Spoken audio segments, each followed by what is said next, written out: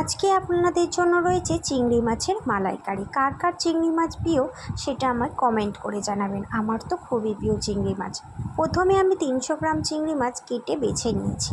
তারপর আমি তেল কড়াইতে গরম করে দিয়ে কালো জিরে ফোড়ন দিয়ে 1 চামচ রসুন বাটা দিয়েছি, দিয়ে আদা আর পেঁয়াজ বাটা পেস্ট করে রেখেছিলাম, দিয়ে এটা নেড়ে নিয়েছি।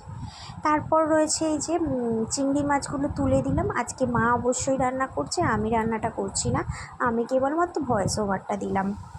তারপর 1 চামচ হলুদ গুঁড়ো, 1 চামচ লঙ্কার গুঁড়ো, পরিমাণ মতো নুন দিয়ে ভালো করে ভেজে নিলাম। সর্ষে আর পোস্ত বেটে রেখেছি। অবশ্যই আপনারা সাদা সর্ষেটা দেবেন, কালো সর্ষেটা ভালো লাগবে না দিলে এইটার মধ্যে, কারণ শুধু দুধ দিয়ে তো রেসিপিটা করবো, তাই তো সর্ষে আর পোস্ত দিয়ে একটু নেড়ে নিলাম। নিয়ে নারকেলের দুধটা দিয়ে দিলাম। নারকেলের দুধ না থাকলে এখানে মাদার ডেয়ারি দুধও আপনারা ইউজ করতে পারেন।